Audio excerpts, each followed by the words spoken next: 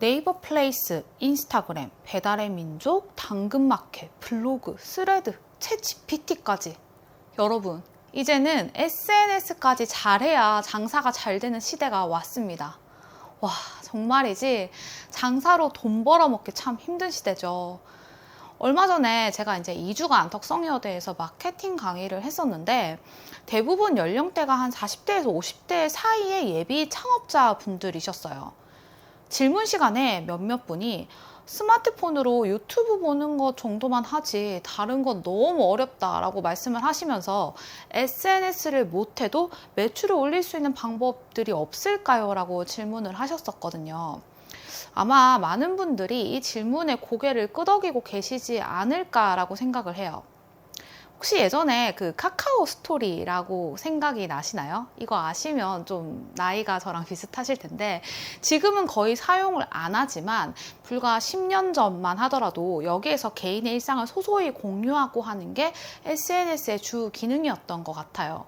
그런데 지금은 SNS나 배달 플랫폼에 우리 매장을 얼마나 잘 홍보하느냐에 따라서 매출이 뭐 천차만별로 나뉘죠. 그러다 보니까 얼마 전에 제가 마케팅 코칭을 진행했던 천안의 한 중식당은 배달 광고비만 무려 매달 300만 원 정도를 지출하고 계시더라고요. 마케팅이라는 게 뭐 당장 매출을 올리고 싶은 마음에 하는 것도 크지만 옆 가게는 광고를 이만큼이나 하는데 나만 안 하면 안 될 것 같은 그런 불안감도 한몫한다고 생각을 해요. 그러다 보니까 그저 맹목적으로 광고비를 지출하는 경우도 꽤 많고 답답하긴 한데 무엇을 어떻게 해야 할지 몰라서 여기저기서 영상을 찾아보시다가 아고 머리야 하고 접으시는 분들도 꽤 많고요. 이번 영상은 SNS가 정말 익숙하지 않고 또 막상 하려고 해도 어떻게 해야 할지 몰라서 머리도 아프시고 또 그렇다고 넋놓고 있기에는 불안하신 분들을 위해서 준비를 했습니다. 들으면 그렇지 하고 끄덕여지는 쉬운 내용들이기 때문에 편하게 듣기만 하셔도 되세요.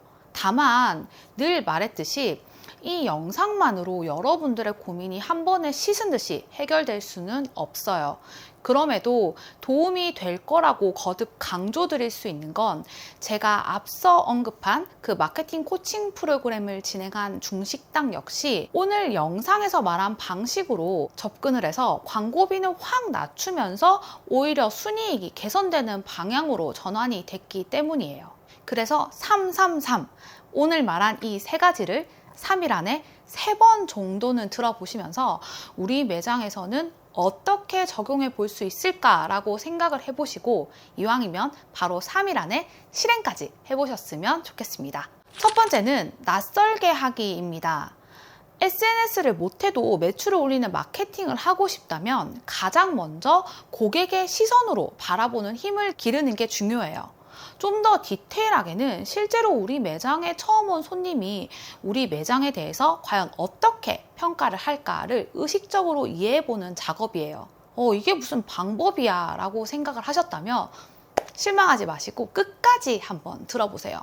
정말 중요한 부분인데 실천하시는 분들이 거의 없기 때문이거든요. 심리학에서 심리적 관성이라는 용어가 있어요. 기존에 내가 하려던 방식에서 해결책을 찾고 또 새로운 걸 받아들이기보다는 계속 내가 해왔던 걸 유지하려고 하는 심리 현상을 말해요. 오프라인 장사의 특성상 하루 중 대부분을 내 매장에서 보내기 때문에 내 매장을 타인의 시선으로 바라보기란 참 쉽지가 않죠. 외부의 트렌드에 민감하게 반응한다면 모를까 그렇지 않는 한 대부분은 내가 했던 방식대로 장사를 하는 경우가 많고요. 우리가 고객의 입장이 돼서 가게를 방문을 했을 때는 이 가게는 이런 게 좀 아쉬운데?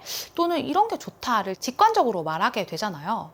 그렇게 말할 수 있는 이유는 우리는 그 가게가 처음이기 때문에 명확하게 보이는 거거든요. 그런데 익숙하면 알아차리기가 쉽지가 않아요. 그래서 정말 의식적으로 내 매장을 낯설게 볼 수 있는 연습을 먼저 하셔야 해요. 그리고 가장 쉬운 방법은 물리적으로 공간을 분리하는 거예요.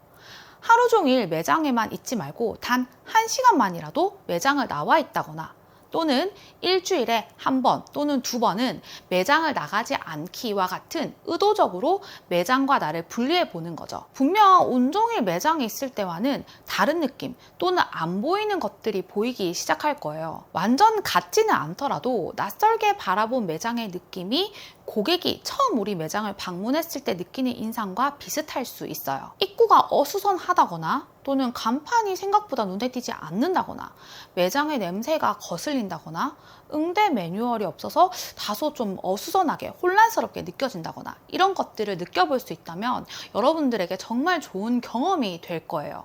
여기에 좀 더 더하자면 의식적으로 다른 매장들을 좀 계속 가보시면서 내 매장과 비교해보는 것도 충분히 좋은 경험이 될 수 있고요. 이렇게 고객의 시선으로 우리 매장을 바라보는 연습이 되었다면 이제 두 번째 방법으로 넘어가실 준비가 된 거예요. 두 번째 방법은 바로 가치 심기입니다. 가치 심기 단계에서는 여러분 매장의 가치를 한껏 고객에게 표현을 하는 거예요. 에이, 우리 집은 동네 사람들 알만한 사람은 다 알아요. 민망하게 그런 걸 어떻게 해요? 라고 생각하신다면 다시 첫 번째 낯설게 하기 상태로 가서 매장을 바라보는 연습을 좀 더 하셔야 해요. 내가 파는 제품이 또는 내가 파는 음식이 너무 유명해서 희소해서 모두가 원하는 것이 아닌 이상 내가 가치를 알리지 않는다면 고객은 절대 알아주지 않아요. 그리고 가치를 심는 방법에는 아주 여러 가지가 있지만 당장 할 수 있는 것 중 하나는 바로 수식어나 문장을 통해서 고객에게 가치를 직접적으로 표현을 하는 거예요. 특히나 오프라인 매장의 경우에는 단어나 문장이 주는 힘이 정말 크거든요. 제가 좋아하는 어떤 대표님이 계신데 그분은 매장을 닫더라도 쉰다라는 표현보다는 더 맛있는 음식을 만들기 위해서 공부를 하고 오겠습니다 라는 표현을 쓰시더라고요. 저는 장사는 정말 작은 디테일들이 모여서 만든 하나의 작품이라고 생각을 하는데요. 별거 아닌 표현처럼 보일 수 있지만 클로즈, 땡땡 휴무라는 좀 다소 무뚝뚝한 표현보다는 이런 표현이 고객에게 훨씬 더 호감을 불러일으킬 수 있어요. 그리고 우리 매장은 신뢰가 가는 매장이다 라는 가치를 부여할 수가 있고요. 이번에 제가 마케팅을 진행했던 그 천안의 한 중식당 역시 가치 심기에 정말 많은 중점을 두었어요.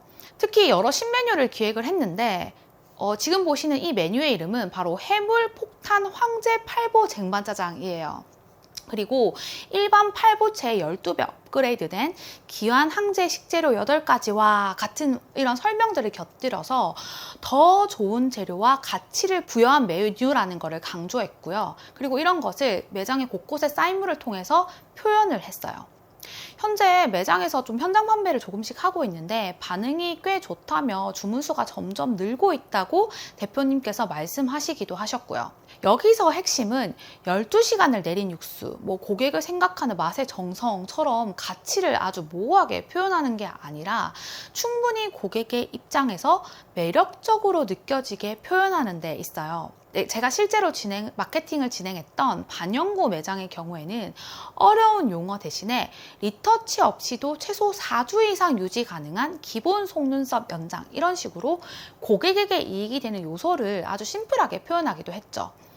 가치를 심는 것만으로도 경쟁자보다 훨씬 더 특별해질 수 있다는 사실을 꼭 기억해 주셨으면 좋겠어요. SNS를 못해도 매출을 올릴 수 있는 마지막 방법은 바로 왜냐하면 전략입니다. 제가 재미있는 실험을 하나 소개해 드리려고 해요. 꽤 유명한 실험인데 복사를 하려고 줄을 서 있는 사람한테 끼어들기를 할 때 어떤 말을 하면 성공 확률이 높을지 알아보는 실험이었거든요. 그런데 결과가 굉장히 흥미로워요. 첫 번째는 그냥 이렇게 얘기했어요. 죄송한데 제가 복사를 먼저 해야 해서요. 이때는 한 성공 확률이 60% 정도에 그쳤다고 해요. 그런데 말을 바꿔서 죄송합니다. 먼저 복사기를 사용하면 안 될까요? 왜냐하면 제가 지금 복사를 해야 하거든요 라고 말을 했을 때 성공 확률이 무려 93%나 되었다는 거예요. 아니 여러분 이게 무슨 말이에요, 그쵸? 앞에 말을 정말 의미 없이 반복한 것에 불과한데 그저 이 왜냐하면이라는 단어 하나를 넣은 것만으로 성공 확률이 33%나 높아졌어요.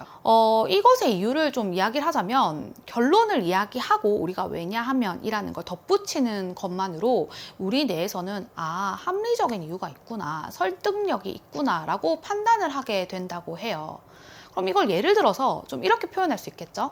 우리가 사장님 추천 메뉴라고 표시를 했을 때 거기에 왜냐하면 다른 곳에서는 절대 먹을 수 없기 때문입니다 라는 이유만 붙이더라도 그 메뉴를 선택할 이유가 높아진다는 거죠. 그리고 또 하나, 저는 특히 F&B, 외식업 비즈니스에서는 고객에게 경험을 제공하는 것을 정말 중요하게 생각을 해요. 이게 뭐 소규모 창업, 동네 장사 할 것 없이 정말 중요한데 여기서도 왜냐하면 전략은 정말 유용하거든요. 고객에게 경험의 가치를 한 번 더 설득력 있게 부여하게 되는 건데 뭐 가령 저희 집 국밥은 처음 국물을, 두 번째는 꼭 이 깍두기를 얹어서 드셔보세요. 왜냐하면 시원한 깍두기가 국물의 풍미를 높여주기 때문입니다. 이렇게 만약 고객이 듣는다면 고객의 뇌에서 이미 맛있겠다라고 설득이 될 수가 있다는 거죠. 그리고 실제로 먹었을 때 더 맛있게 느껴질 수가 있는 거고요. 내가 파는 상품에 좋은 인상을 심어주는 작업이라는 거예요. 뿐만 아니라 두 번째 방법인 그 가치 심기를 여러분들이 하셨다면 그 가치를 고객에게 당연하다 라고 설득할 수 있는 이 디테일 장치가 바로 왜냐하면이라고 이유를 알려주는 거예요. 그래서 여러분 절대로 귀찮다라고 생각을 하지 마시고 매장의 응대 멘트부터 이렇게 한번 바꿔보세요. 아마 이 작은 차이들이 모이다 보면 경쟁 매장보다 훨씬 더 가치 있는 매장으로 고객들에게 인식이 될 거니까요. SNS를 못해도 매출을 올릴 수 있는 현실적인 방법 3가지를 한 번 더 복습해 본다면 첫 번째, 매장을 낯설게 바라보고 두 번째, 매장의 가치를 심은 다음 세 번째, 왜냐하면이라는 설득의 구조를 만들기였습니다. 장사는 늘 마라톤이라고 생각을 해요. 아주 긴 호흡과 전략, 그리고 지치지 않는 내 페이스가 정말 중요하죠. 옆 매장이 광고를 많이 한다고 또는 당장에 내 매장 손님이 좀 적게 온다고 SNS를 못한다고 좀 조급해하지 마시고 가장 기본적인 이 3가지를 꼭 먼저 실천을 해보셨으면 좋겠어요. 이걸 하시고 그 다음 광고를 한다면 결과값은 훨씬 더 폭발적일 테니까요. 여러분들이 하시는 장사가 늘 잘 되기 바라는 마음으로 영상을 찍고 있습니다. 항상 응원을 하고 있으니까요. 이 영상을 다 보신 분들도 스스로에게 응원하는 의미로 댓글에 응원하는 말을 남겨주시면 정말 감사할 것 같습니다. 오늘도 긴 영상 시청해주셔서 정말 감사합니다. 오늘 하루도 파이팅 하세요.